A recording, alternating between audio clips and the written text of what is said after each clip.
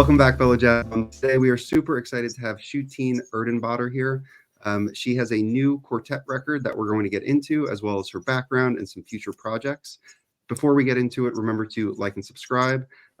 Join us on our Jazz Bums Discord, and then we also live stream every Friday night, so come check us out there. With that, I'm going to kick it over to Felipe to get us started. Thank you, Mike. Thank you, Chris. Welcome back. So, composer, pianist, and arranger. She was born in '98 in the Mongolian capital of Ulaanbaatar. She was raised a classical musician. She started studying composition when she was only 16. She graduated, moved to Munich in 2018 for a double master's degree in jazz piano and jazz composition at the University of Music and Performing Arts. She received many awards, countless almost, including the prestigious BMW Young Jazz Award in 2022, First Prize and Audience Award for Young Munich Jazz Award, Music Scholarship for the City of Munich, Composition Prize at the Bivouac Prize 22, First Prize at the Kursk Mass Jazz Prize in 21, among others. Where she started, she was awarded with a scholarship at the Berklee College of Music. Among other things, in 23, she was signed to Motima Records for a 3-record run. The first one came out late last year. It's called Rising Sun, and we're very excited to have you here. Shuteen Erdenebaatar, thank you so much for joining us. We hope you have a great conversation today. Thank you very much for having me. Very looking forward to talk with you. Thank you. Awesome. Thank you so much. So what I usually like to get started is, your early background. So we know that you started playing piano at 6, which is amazing. Can you kind of tell us about I know your family's very musical. Can you talk about, your early childhood and growing up in classical, and then kind of how you got interested in jazz? Yeah, sure. My father used to work as opera musical director, so I was pretty much grown up in the opera house in Mongolia. And and then I started playing piano at the age of 6. There is only one state music school in Mongolia where you can study music and learn music at this young age, but you really have to stay on to that. It's like it's similar to normal school, but you have musical one-to-one classes on top of that. So it's quite intense, and I was in that school for 10 years, and until end of my high school, and then I was pretty much trained as a classical pianist, and then I decided but doing something else for my bachelor's. I was looking up for other majors like philosophy. I just wanted to do something else because at some point I thought classical music is not really my musical language with I can express myself. And then I was thinking of other things, what I can do. And it was, I think, 2014. It was the first time I heard about jazz music. And before that, it was only classical and pop and rock a little bit, but I never heard of jazz before. And that was the first time I heard jazz, and it was quite interesting. And I definitely wanted to stick with the music. And yeah. When you first started discovering jazz, were there any musicians or piano players that you gravitated towards at first? Yeah, it was Ahmad Jamal Trio. That's the very first recording I heard. And then I started exploring everyone like Bud Powell and Thelonious Monk and Art Tatum, Fats and also modern pianists like Brett Meldo, Tigran Hamasyan, and Aaron Fox, and so on. Yeah, so I started actually with the traditional jazz, and then I discovered after, and now I ended up, I think, doing more in the direction of modern jazz. But yeah, I have a big respect for the traditional jazz because it was like the first time I heard this kind of jazz music. Mm-hmm. Yeah, absolutely. And from there, how did you end up going to Germany? What gravitated to Germany, not coming to the US or a different country in Europe? How did you end up there? After I finished my bachelor's in classical composition, at that time there wasn't any jazz studies in Mongolia. Nowadays there is one bachelor studies in Mongolia where you can study jazz, but at that time there wasn't any jazz studies where you can learn in my home country. And then I was looking up other countries where jazz can be learned and studied. and I applied actually to Germany for several scholarships because I was not in a position, or I wasn't able to pay for the tuition, and then I was looking for scholarships for Germany, US, and UK, and Australia, and Germany was Germany. I got the confirmation for the scholarship for Germany. So yeah, and I ended up in Germany.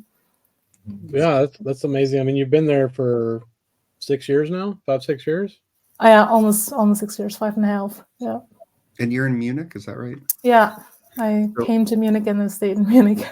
When Really you like the arrived city. there, what was the musical culture there in terms of the musicians at your school, and how you were able to kind of immerse yourself and continue your educations? I think compared to other German cities like Berlin or Cologne, the Munich jazz scene is a bit smaller.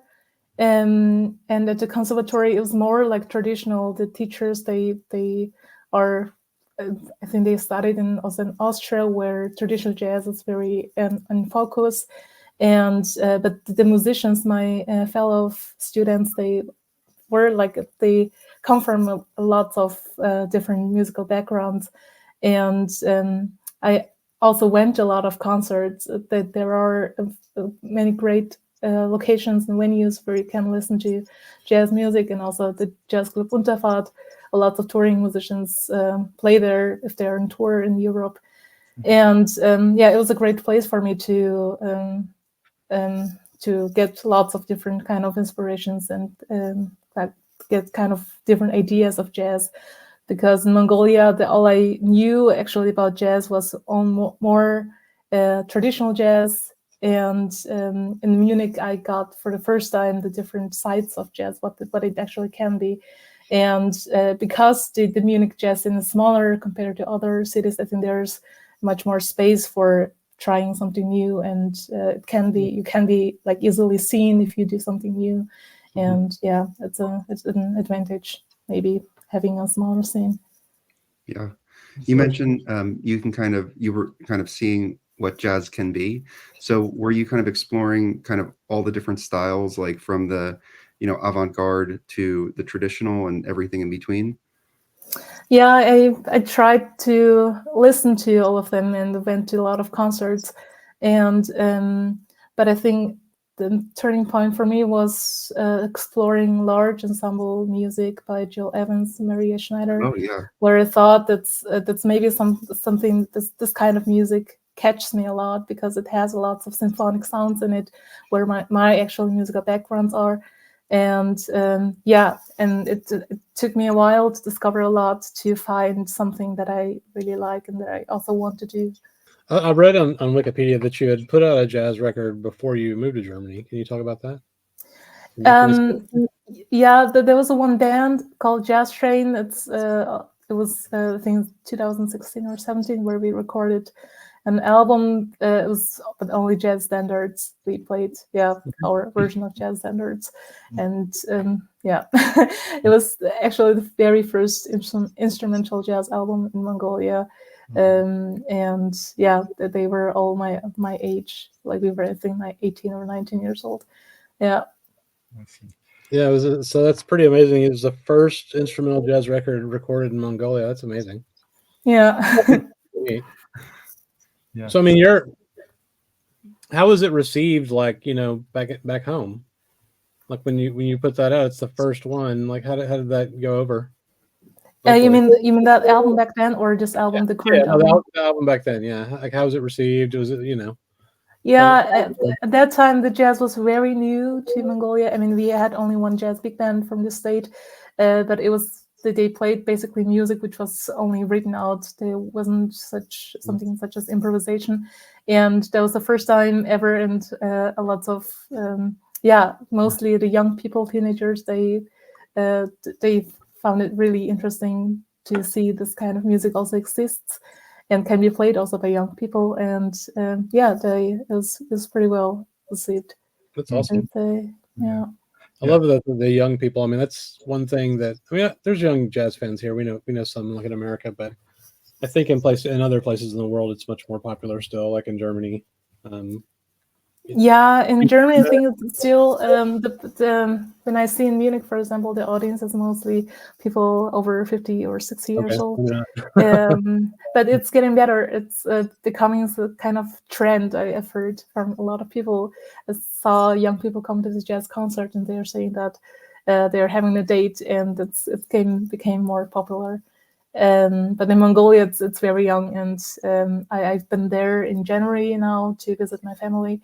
And there is now one jazz club. It wasn't there as I left, and in that jazz club, it's only young people hanging around and listening to jazz music.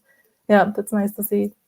That's very nice to see. I mean, that's we want that music to continue, right? That's why we love talking to people like you, and then hearing that there's young jazz fans coming along. I think are you into the British stuff that's happening? Have you listened to like the kind of the newer wave of British jazz that's been going on for a while? Yeah, there's a saxophone by Emma Revich. I heard a recording of that. And all other also amazing people. That's happening a lot. That's great. Also in the German scene, actually, there are many great young musicians, and especially for my generation, I think under 30. Mid of 20s, there are lots of very good musicians and composers. Yeah, that's great. So you go to Germany, then you come here. You spend some time at Berkeley, right? No, that never happened really. Actually, I got a scholarship, but it was COVID, and I couldn't fly over there.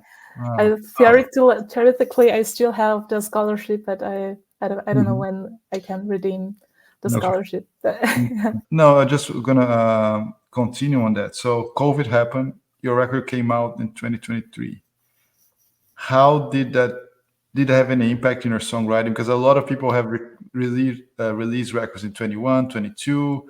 They were like sitting at home, wondering, think that was a huge influence in their composition process, their thinking process. Did that have an impact on what you did? How was that for you? Yeah, I actually wrote a lot of almost all the compositions from that album during COVID in 2022 and beginning of 2021. And we recorded that album actually at the end of 2021 in December. And it took a lot out of time also for the post-production and also finding a label. And the post-production part took maybe a while, but the COVID, for me, it was more, it was of course challenging, but I was still studying and I had that safe roof on top. I was not a freelancer or on this day where I am now, which is why I think it was not really that challenging compared to many other people. And for me, it was a lot of time to write and explore more musical compositional ideas. And so I wrote all the music for this current album, quartet album, and also for the upcoming 2 albums. Yeah. Oh, wow. You've already got the music written for those as well? Almost. It's 80%. Yeah. That's nice. So for your most recent project, Rising Sun, it is a quartet. Can you talk about the how you and the other musicians came together? There it is. Let's hold on. Let me make him big real quick. So that's the latest one. Yeah. Right. Yeah. Those are the musicians. They are almost all come from Munich. The bassist Nils Kugelmann and the drummer Valentin Renner. They both are born in Munich, and they also studied at the same time as I did. So we were a fellow colleagues at the university, and they were actually very first rhythm section I ever played with in Munich. Oh, wow. And from the first moment, it was like it felt right. And so we are playing almost since 4 or 5 years now, and I know them very well, and they are both very good friends of mine. And the saxophonist Anton Mangold. I discovered him through a live stream concert during the COVID. Oh, cool. And I was searching for actually someone who also can play flute, and I've never seen anyone who can play flute very well. I mean, if you play like doubling, sometimes it's doubling. You have some kind of techniques on that, but it's not really that soloistic. And I discovered Anton playing flute very well, like a flutist. And he's, I think, also classically trained harpist. He plays many different instruments, but all of them very good. And I thought I have to ask him for the record. And then we played twice in Munich, and it felt also very right from the first moment on. And then we recorded the album. So when you guys met, you said once or twice. Is that are you playing together in a rehearsal, or is that a show that you're playing together, or kind of meeting and chatting? At that time, it was the first time we played was my graduation concert for the university, and then actually we always met to play and jam together and to rehearse. And now we are touring together, so we're now a band. Yeah. Mm-hmm. Yeah, I just love the record. I mean, it's I don't know, it's hard to explain. Like the sound, it sounds amazing, obviously, and then the compositions are really cool. The first one, In a time warp. It's so interesting because it just seems like it just builds up. Can you talk about maybe that tune and kind of the idea behind it? Yeah, it's that's I think the first tune I wrote during the COVID, and it felt like the time doesn't go forward and it stays in the same. And at some point, I had feeling that past, present, and future are like happening in the same room.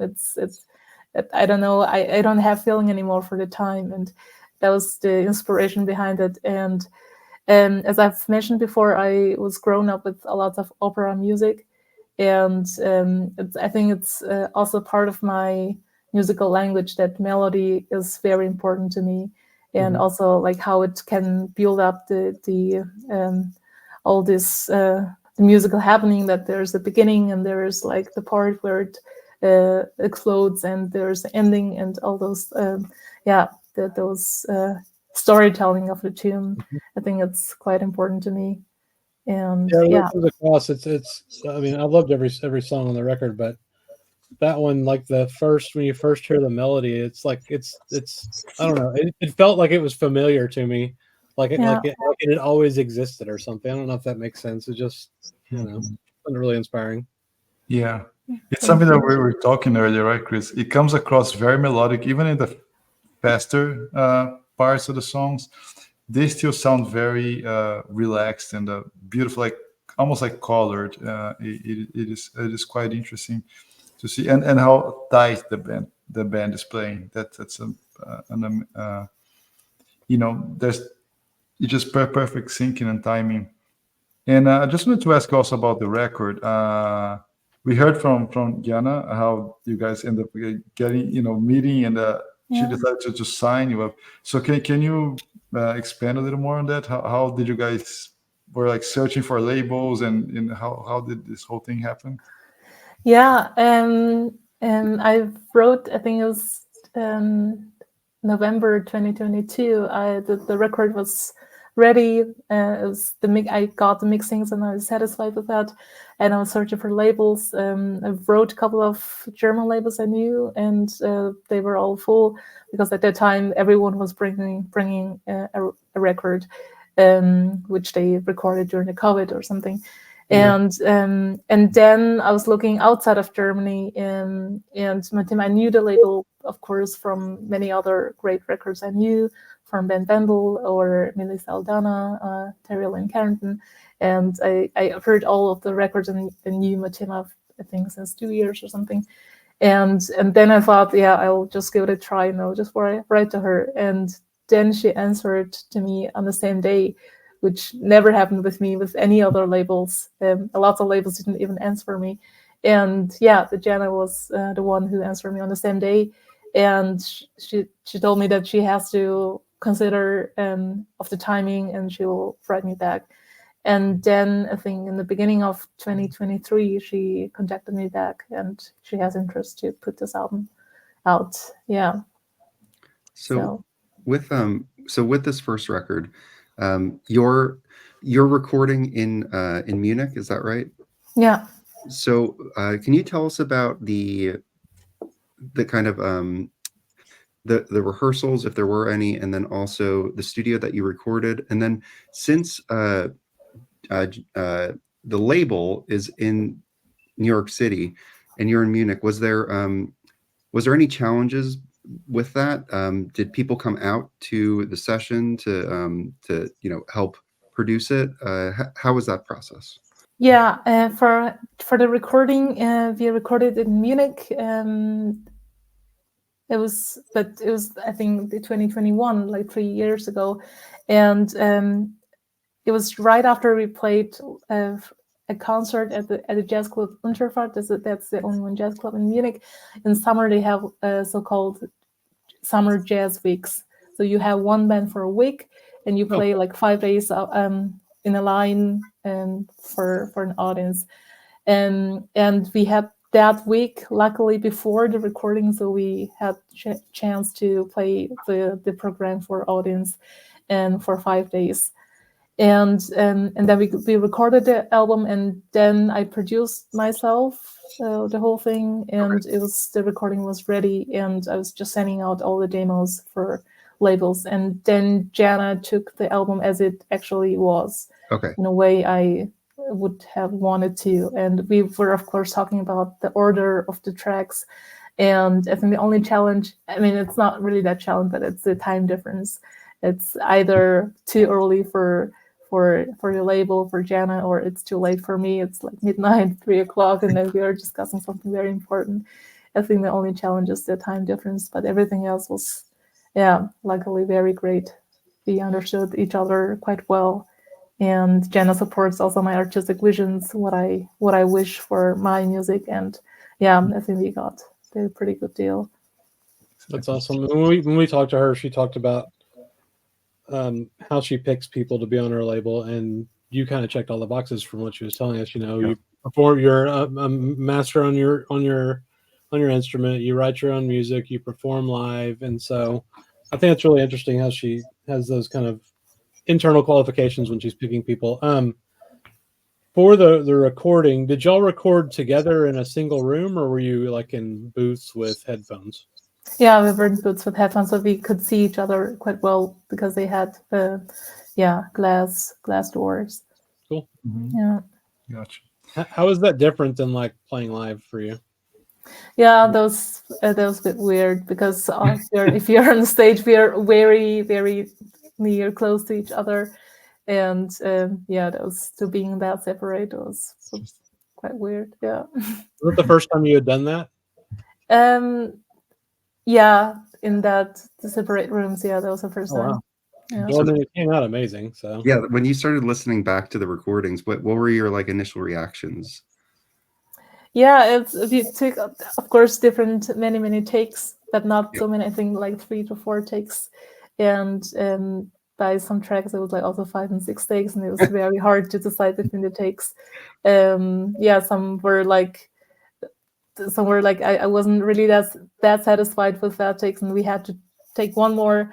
Or the other challenge was that every take sounded so good that I couldn't decide anymore between those takes.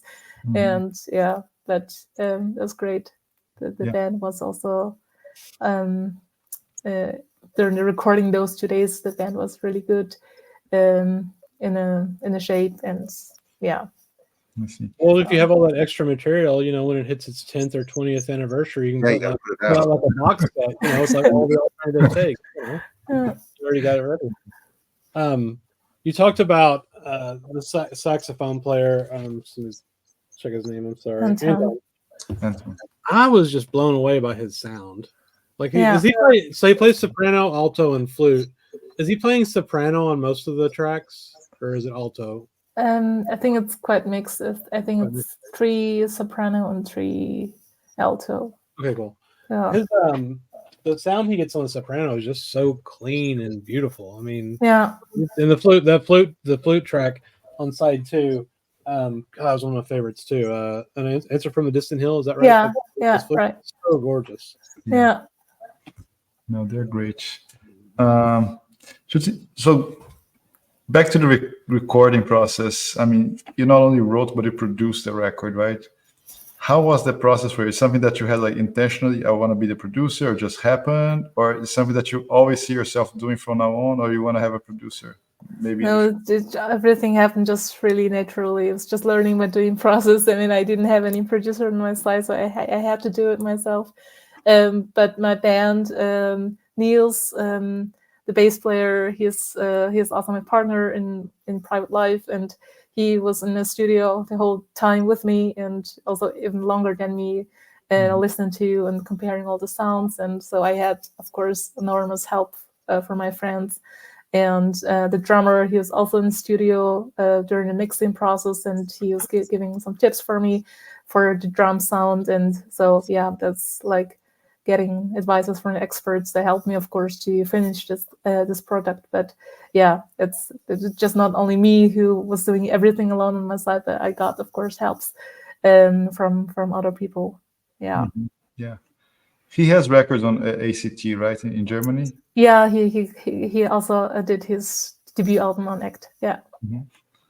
I see. We'll check that out. That's interesting. Yeah, Stormy Beauty. Sure. Yeah.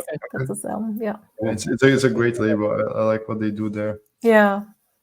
And how's been the reception so far of the album? I mean, we have been reading reviews, and we were kind of aware, but did you expect such reaction? How's this going for you, since it's like your debut pretty much?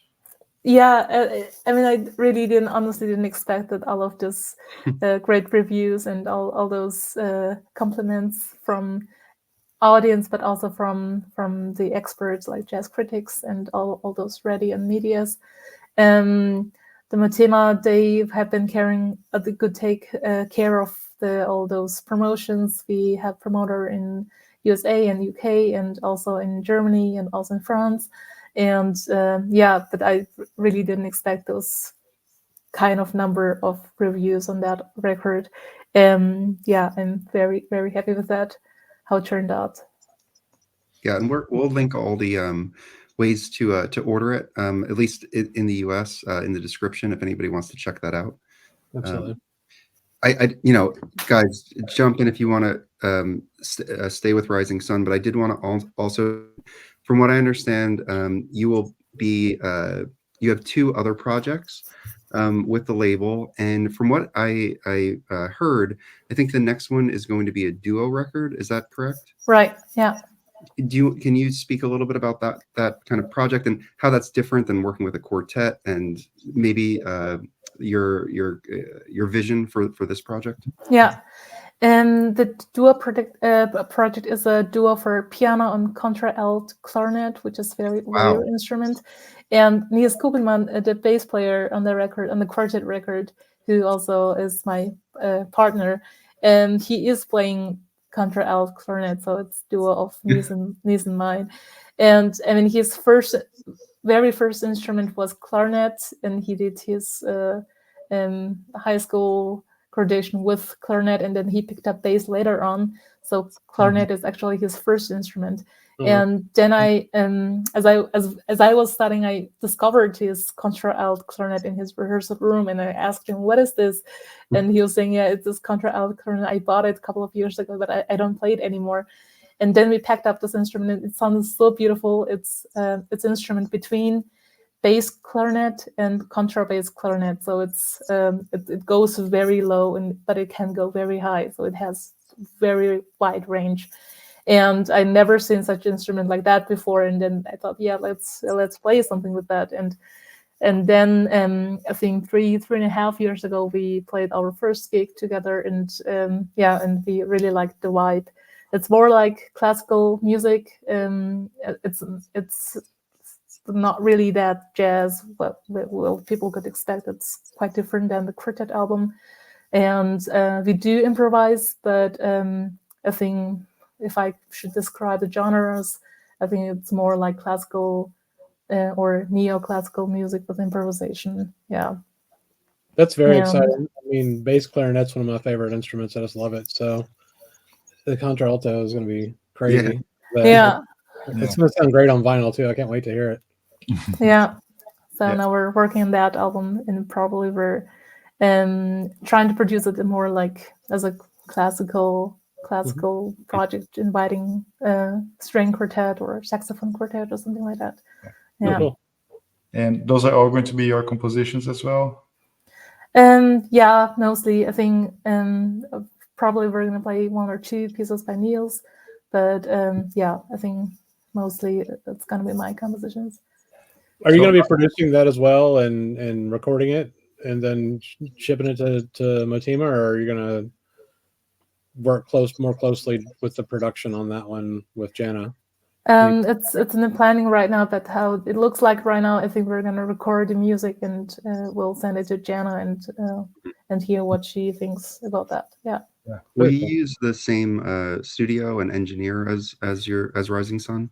I think they're recording it somewhere else, as we are probably recorded in the same room, Yeah. and the piano I have to, I think, choose it. I'm not really sure yet if I am recording it with grand piano or upright piano. Oh, And so yeah, so we're gonna see. The studio we recorded had only grand piano, and I mean with the quartet it was fine. I mean it's just only one of four instruments, but in duo you hear piano all yeah. the time. So yeah, I think I have to choose carefully with the piano. So we're not sure yet, but we're definitely gonna record in Munich. I think there I are love different studios I- that we're thinking of. I love the trajectory you're going in terms of your first album being kind of like, I don't, for lack of a better term, traditional quartet style Yeah. of jazz. Yeah. And now one of our favorites, the duo format, where it's more intimate, and the relationship between the two players is so important. Yeah. Or Yeah. not that it's more important, but it's just it's for the listener, it's more intimate, and you can kind of hear that relationship better. Yeah. And then I know you have a third album, and this Right. one's also like super different than the previous two. And let me know if this is wrong, but from what I understand, this is going to be a 20-piece group, a larger ensemble. Yeah. And will you be playing piano, or are you going to be kind of arranging and conducting, or everything? And by far, I only wrote and arranged the pieces and conducted it on the important parts. Mostly, if the drummer's there, it's not really necessary that I'm there. But it's actually mixed ensemble. It's a bit different than the big band. It's 20-piece chamber jazz orchestra, so it's a mix of classical music of the classical musicians and jazz musicians playing together. Yeah. It has a string quartet, and it has horn, French horn, and vibraphone, and tuba, and it has a rhythm section that we know from the big band, and a saxophone section, and trombone, and two trumpets. So it's quite mixed also for the musicians. So I think I am going to be conducting the ensemble, especially for the classical musicians. I think it's necessary. Mhm. And I haven't decided yet if I'm gonna play the piano myself, but I think it would be too much doing that as well on top. So and I have very good piano player on my side, Luca Zambito, and he's from Munich also. And so I think I'm just gonna leave it up to him and write and arrange the music and conduct. Yeah. That's amazing. That's hey, really kind of. I mean, I just really love your like Mike said, your trajectory. You've got this quartet and a duo, and then like this large ensemble. It's really neat. Yeah. Yeah, I thought about that too, because I did classical music longer than I do for jazz, and it's actually the most of my musical sounds and ideas, they come from classical music a lot, and I thought it would be sad just to leave it out and do something totally new, or to try to be someone who I am not. So I am trying to combine all those musical backgrounds and inspirations I have for music. And and it was for me difficult to put it all in the quartet, because that there are limitations for the lineup. It's only 4 people, It's Yeah. I can't do such sounds I wish or I have in my mind for only for 4 people, and for duo the same. And the orchestra project has been a dream of mine for a long time, since actually I studied classical composition. And yeah, I think it's a no, I'm quite happy with it, with the plan I have for the next 2 albums. Mhm. Yeah. Yeah, it's interesting. It's such, kind of like a dichotomy, right? If you think musicians in the past, they were not much like going to university or studying. They knew what they knew how to play. So it was always classical musicians cannot improvise, or jazz musicians, they cannot follow sheet music or anything. And now most musicians, jazz musicians included, they go to school. They have this. They study classical music, as it's your case.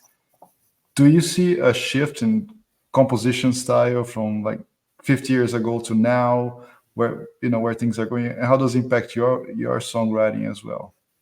Yeah, I think now as the access is easier to get to all those materials, and it's the people who are studying now can get access to a lot of different types of music. Also, internet is a key to find different kind of things. And I mean, even if I was in Mongolia, I was able to find what's happening on the world music, and I was able to listen to the music, even though I couldn't go to the live concerts. So I think the access, this internet, fast access to pretty much to everything, has an advantage to have different kind of inspirations and also influences, even though you can't experience it live anymore, maybe. Yeah. For the third album, you don't have titles for these albums yet, do you? Are you still thinking through them? Well, I do have a concept. It's Okay. You don't have to share them if they're not ready. no, it's it's in concept, because the Rising Sun is pretty much not planned. The Rising Sun was inspired by a Mongolian folk song I used to listen to as a child, and I thought that the Rising Sun, it's just a positive name in a world where a lot of not really good things are happening at the moment. And then I thought, yeah, I have 3 albums, and then I had a song which I have already written for the orchestra, which is called Beyond the Moon. And then I thought, yeah, it could be like something that can be related to Oh, each I like other, that. like sun and moon, and Yeah. maybe the third album that's called Something with a Star. And I mean, if I think of all the symbols for the sun, moon, and star, the sun has something that positive and energetic, and moon has something which is dreamy or something like that, which also can describe the music. It wasn't planned from the beginning. It came just along with the idea, but I think That's I'm it. trying to follow the idea. Yeah, so it's going Oh. to be at the end. So trilogy Yeah. of sun, You're moon, and star, yeah. which combines Cool. everything together. And so You're just going to take us from the surface of the planet, looking up at the sun, out into the stars. So these 3 albums. No, I think that's I going did to want be to follow up on the larger group. You mentioned earlier that one of your artists that has inspired you is Gil Evans, and that it doesn't surprise me at all, because the work that he does, the earlier stuff with Cannonball Adderley, with a big group, with Miles Davis on all that Yeah. great Columbia stuff. So do you, I always have for the 3 of us, we take in everything. All we do is just like listen, and we talk about, we compare albums. On your side, I'm sure that is a big piece, but you're also writing and performing all the time. What is like the ratio, like as you're thinking through your new compositions? Do you want to be influenced by, like, do you look for inspiration, or do you almost see that as maybe something that you don't want to be too influenced by? Like are you listening to Gil Evans when you're writing that, or are you looking for that, or is it what's like the process and the ratio between listening and writing and performing? Yeah. I barely listen to music when I'm writing. I try to not to listen to music when I write. And I mean, I have some kind of phase where I listen to a lot of music and absorb it all to my mind, and then when I write and I don't actually listen to music or find for musical inspirations. Mostly I then go for a walk or just sit, try to write it down, all the ideas I have before I actually put notes down on the paper. So it's actually a lot of thinking process before I really start writing. And yeah, I think, and I try to, when I try to listen to music, then I try to not to listen to music which can be similar to my music I'm writing, and but something totally different, maybe like world music or pop or something like that. Yeah. Mhm. Makes a lot of sense. Interesting. So what do you like to listen to outside jazz? Yeah, well, it's no. I mean, I also still listen to something different. I mean, electronic jazz or something which is different than what I am envisioning in my mind. Mhm. So yeah. And perhaps something that got me curious, you thought about Rising Sun come from a traditional Mongolian folk music. How is, in general, music in Mongolia, the instruments, the type of music? What do you guys listen to there? We have a very strong education for classical music. It was influenced by Russian 100 years ago, and also we do have strong tradition of Mongolian traditional music and arts, of course. And jazz is coming since 5, 6, 7 years. It's quite new, and we have also rich culture for Mongolian pop music. And yeah, it's mostly actually pop, between pop, rock, classical, and traditional, and a bit of jazz, I think I would say. Yeah, and lots of traditional Mongolian musical instruments, of course. And yeah. Have you thought about maybe doing a project with some of those traditional instruments at some point? I was thinking about to include it on the orchestra album, but I don't want to force something if it doesn't feel right. So, I'm trying to avoid to put something just to make it sound Mongolian or something. Right. I mean, if I will have a feeling that it would make sense musically, then maybe I'll ask someone. But for a moment, I don't have this feeling that I have this sound in my mind where it can fit very naturally. So Absolutely. That makes Yeah. sense. I wanted to talk about too. You're touring. Y'all are touring right now, all over Germany. yeah, So how that's got to be fun. How's that going? yeah, that's going pretty well actually. It's the first time for me as a band leader being on the road and traveling all over to Germany to the cities. Also, I have never been there, and it's great also because the band members, they are very all good friends, and it's no one I don't want to be together or something like that. It can happen also that you're being toured and you're kind of trapped with a group of people that you don't want to be really, but this is something very unique and special to be on the road with friends and making music and having fun with that. Yeah, it's like a gift. Yeah. What is so in terms of scheduling, do you play a club for like a week, or are you every night somewhere new? And does it vary in terms of number of sets that you do per night? And are there days that you take, that you have off, and all of that kind of stuff? Yeah, it's currently it's not like touring blocks. We have 2 gigs maybe one after another, and then we have 2 off days, and then we play somewhere else. It's more like individual concerts that I have days in between to do other things, to write or to do some organizational things. And but in January we had like really tour for like each cities one after another, and for 2 weeks, I think. And but now it's more relaxed, so it's not playing each evening and going to somewhere else another day, but I have more off days now. How challenging is it to get gigs? Like, I know that, from my very pedestrian understanding, if I was a jazz musician and moved to New York City, you can't just get on stage at the Blue Note or the Vanguard, Mm. right? So now that like you have your debut album out, it's getting recognition. Has there been a change in your ability to play shows, or was it kind of all kind of a natural progression? Can you speak to that aspect? I think all this press review rates have helped me, of course, at some point, but it's still quite challenging, especially as a newcomer on the market. I mean, I haven't played any other that venues before, and to get this connection or networking for the first time was quite challenging. I mean, I wrote definitely more than 500 clubs, and only, I don't know, 5% of it was confirmed, and so it's a lot of work, and but you still have to like hang on to that. Yeah.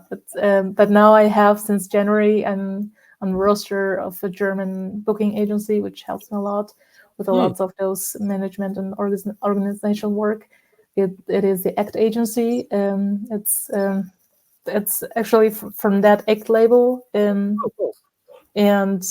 or it's not, it's somehow connected, but it's not exactly the same. A lot of ACT artists are on the agency as well, but they also do make booking for external artists. Yeah, so it helps a lot, of course. Yeah. And the album already has a nomination, right? You already got a nomination from the German Jazz Awards. Yeah. Right. On piano. How was that? We're expecting, did it, because it just came right after the record, which is a great thing. Yeah, no, I wasn't expecting that, actually. And I mean, there are categories where you can apply yourself. It was album of the year and also composition of the year. I applied for both, but both didn't happen. And but in this category is artist of the year, which is piano instrumentals of the year, piano of the year, and ensemble of the year. Those categories you can't apply yourself. It has to be suggested by the jury members. So I wasn't expecting that really to be nominated for those two categories. And yeah, it's really nice to see that, to being recognized in the scene where you also actually work and do most of your works. Yeah, absolutely. So now the tour, are there plans to extend to more countries in Europe? Are you already booked to go, or even the US? Have you guys thought about coming to the US at some point? Yeah, we're planning a tour in January next year. Oh, fantastic. Yeah, and so I think middle of January, the last 2 weeks of January or something like that, we'll be in the States. That's on the plan right now, and then we're planning to go to Asia. We are playing in October this year in Mongolia. Mm-hmm. And yeah, so this is the first time for everyone on the band, everyone except me, being in Mongolia. So I think it'll be funny, and trying to extend that date with maybe one date in Japan and one date in China. We'll see how it will happen because of the visa issues. It's a bit complicated than I thought, but I think we'll try to just do all we can do for that. And with the booking agency now, we're also planning to do more dates outside Germany, in Europe, maybe in Netherlands or in UK. We'll see how it. We don't have any dates yet or any plans yet, but I'm sure soon we'll get more dates. Yeah. There are many festivals now, right?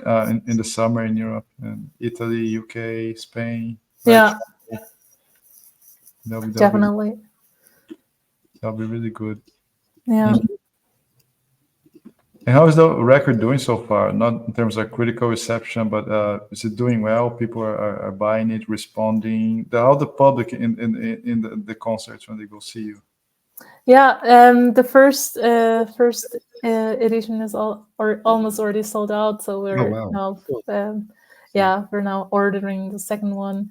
And yeah, that's the cities. I don't have any cities anymore, and also I think in the markets it's no cities anymore. A bit more vinyls, I think, And at this venue sales in Germany, people still buy a lot of CDs and vinyls as well, but more CDs as vinyls.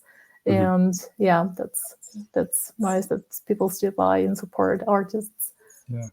I think a lot of people don't have CD players anymore, but that they just buy it as a memory for the concert, and it's very nice of them. Yeah. You know, if I can get the record at the concert, I do try to get in front of the musician to get them to sign. Are you signing your records as well? Yeah, we are all signing, all cool. of my Very band. cool. Yeah, so it's kind of routine that we stay on the merge after the concert. That's got to be Everyone an signing. interesting. That's got to be an interesting feeling, right? Like you people wanting you to sign their records. I mean, how does that feel? Yeah. I would love you. I mean, nobody wants me to sign anything, but Yeah. it's really cool. Yeah, I think I got used to it now, and after a couple of concerts, but yeah, but it's very nice seeing people being happy and being inspired, and that they are that they're doing good after the concert, and that we Nice. made a great night for them, and it's great to see. Yeah. Yeah. And what is the repertoire that you guys play in the concert? I saw some of those online. They're fairly long. Of course, you play the record, but you also play different compositions. Do you play anything by Niels or other members of the band? Or what you guys try to pull out to play in a concert? Yeah, we play, of course, extended versions of all the pieces on the record. It's not 5 minutes, but maybe it's 11 minutes, so it's a bit longer than it's on the recording. So we have more free space for the improvisations, and then we have a couple of new pieces and a couple of older pieces than me, which didn't happen to be on the recording. We have to cut a couple of pieces, otherwise it would have been way too long. And so it's kind of mixed program. We're playing every tunes from the record, and plus I think 4 or 5 different tunes. Yeah. Trying any of the dual songs for now or not? We did try. I mean, it's hard to bring both instruments on tour. Oh yeah. Double bass itself is very big, and Yeah. and we're traveling all the time with a train because none of us can drive a car. And I mean, half of us don't have driving license, and the half of us don't like driving a car. So we're traveling with the train, which is actually pretty. Is that bass? It's the neck, and then there's the body itself. Does that? Oh, it's one part. It's just one? one double bass. So okay, but yeah, not double. I'm sorry, the contra. A contra alt cornet. It's also one big box. So yeah, it's very long, one piece. But it's heavy, and it's Denise can't carry it himself. Sometimes we have to bring the bass amp ourselves, so he has one bass amp in one hand and double bass on the other hand, and also contra alt cornet. That would be impossible to go on tour. And generally with traveling with the train, it works pretty well in Germany. It's very good connections everywhere. But I think having one more heavy instrument would be a bit difficult. So we're not doing that on the quartet tour. But sometimes we play the tunes with double bass and piano, which works also pretty well. But it's a different instrument. It sounds a bit different, but that's fine. And Shuteen, your touring schedule, is that on your website? Is there any? Okay, we'll link all that, so if people want to check out where you're playing, they can find you. Yeah, definitely. It's I update it pretty regularly. So cool. Yeah. That sounds good. So I know we're coming up on the hour. Guys, did you have any final thoughts or questions? No, I just wanted to, say thank you again, and just tell you how impressed we are with you and your compositions and your playing and your new your record and the quartet, and we're so looking forward to.